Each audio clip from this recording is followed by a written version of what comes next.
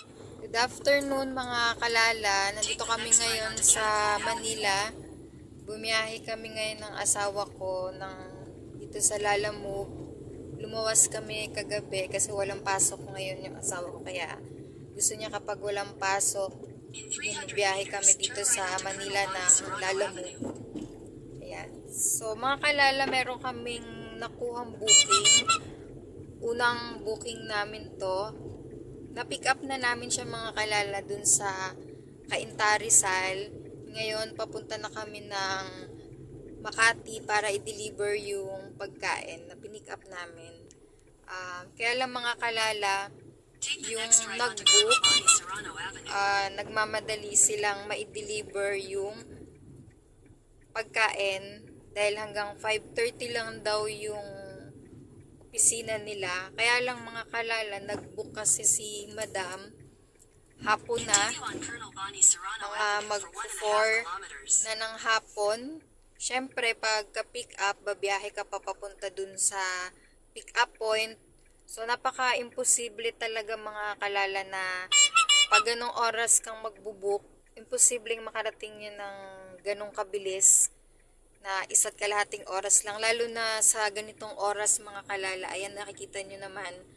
Yan. Kahit saang kalsada ka dumaan ngayon dito, lahat ng dadaanan mo, traffic talaga mga kalala. Lalo na pamakati, halos lahat ng opisina, kumpanya, nandiyan, halos sabay-sabay ang uwian. Yan, nakita nyo naman mga kalala yung traffic. Kaya napaka-imposible talaga yung gustong mangyari ni Madam na ma-deliver yung pagkain ng ganun kabilis. Yan. Pero syempre kami naman mga kalala, gusto rin naman namin ma-deliver agad yung pagkain. Yan. Gusto rin naman namin mga kalala ma-deliver agad. Kaya lang wala rin talaga kaming magagawa dahil sa sobrang traffic. Ayan, sobrang traffic, rush hour. Yan. At syempre kailangan din namin sumunod sa rules and regulation ng kalsada, kaya hindi naman pwede yung sinasabing bilisan talaga. Syempre, yun dun pa rin tayo sa tama. Kaya sa mga nagbubuk sa Lalamove, kung gusto nyo ma-deliver agad yung parcel ninyo, ibubuk nyo siya ng maaga talaga kasi lalo na sa panahon ngayon, sobrang traffic. Kahit nga hindi rush hour, sobrang traffic pa rin eh. Lalo na pag rush hour, sobrang traffic talaga. Hindi talaga kakayanin na katulad nung nakuha namin booking. Magpo-4 siya nag-book. Gusto niya ma-deliver yung item ng bago mag 5:30.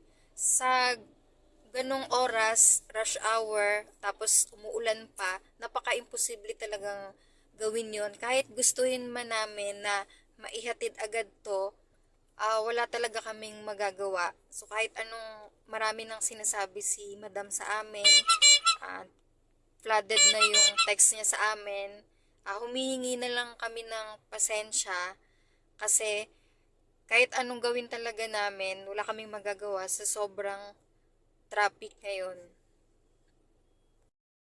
Ayan mga kalala, nandito kami ngayon sa Boni Serrano Avenue. Paliko kami ng EDSA. Sobrang traffic din. Ayan, nakikita nyo naman kalala kung gaano ka-traffic. Dahil nga sa rush hour na at maulan pa. Kaya sobrang traffic talaga ngayon. At yung pinick up namin kanina mga kalala, Cainta Rizal, sobrang traffic din yung lugar na yon bago ka makarating ng Cainta. Paglabas mo ng Cainta, sobrang traffic. At yung pagdideliveran din namin ito sa Makati, sentro din siya ng mga trabaho, maraming kumpanya, kaya sobrang traffic din doon. Kaya napaka-imposible talaga na makarating ng ganun kabilis katulad ng sinasabi ni Madam na bilisan namin. At sa panahon ngayon, napakadelikado na magmabilis sa kalsada.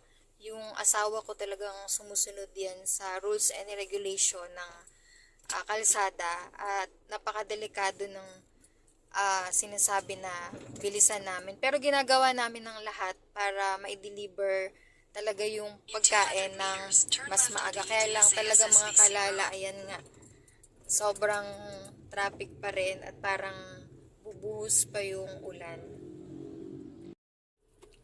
Yan mga kalala, nandito na kami ngayon sa EDSA. Sobrang traffic talaga dahil rush hour. Ito, 39. Yan mga kalala, 39 minutes ang babiyahihin pa namin. Yan, pulang-pula dito sa mapa kasi sa sobrang traffic. Mga kalala, 5.9 kilometers na lang yung layo niya pero 39 minutes pa yung biyahe dahil nga sa sobrang traffic. Yan, makikita niyo naman ang traffic talaga mula kanina. Kaya kahit anong gawin talaga namin, hindi namin siya may deliver ng 5:30.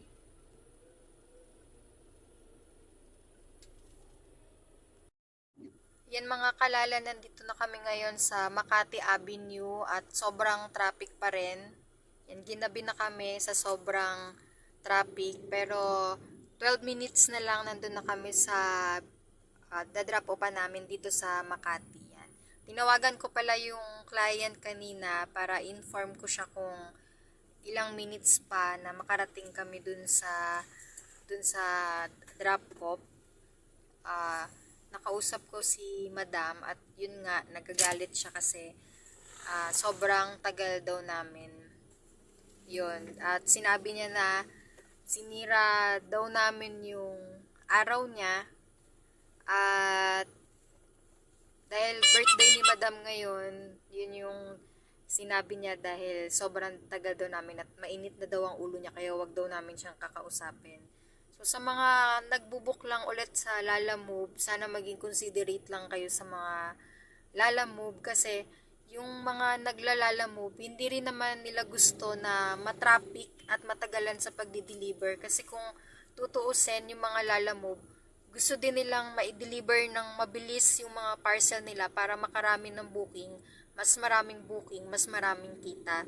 Ganitong natatraffic na di rin naman namin ginusto na matraffic ng ganito katagal. Sobrang halos 3 oras na kaming bumabiyahe papunta dito sa Makati sa sobrang traffic. Di rin naman namin gustong matraffic kasi syempre tumatakbo din yung oras namin tsaka yung gas namin. Kaya sana sa mga nagbubuk, naiisip din naman nila yon kung ano yung kalagayan ng Lalamove bago sila magsalita ng kung ano-ano sa mga Lalamove.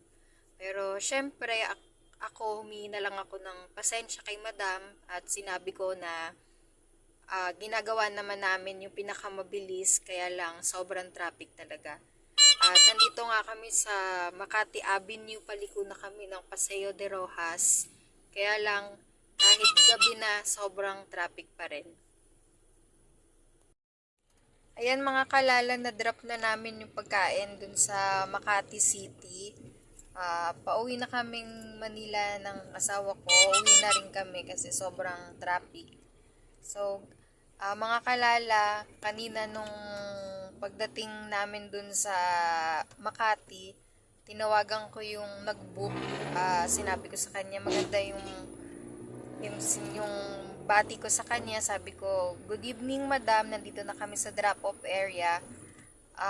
Sumagot siya sa akin ng hindi maganda, medyo walang respeto yung sagot niya na parang nangiinsulto yung tono ng pananalita niya.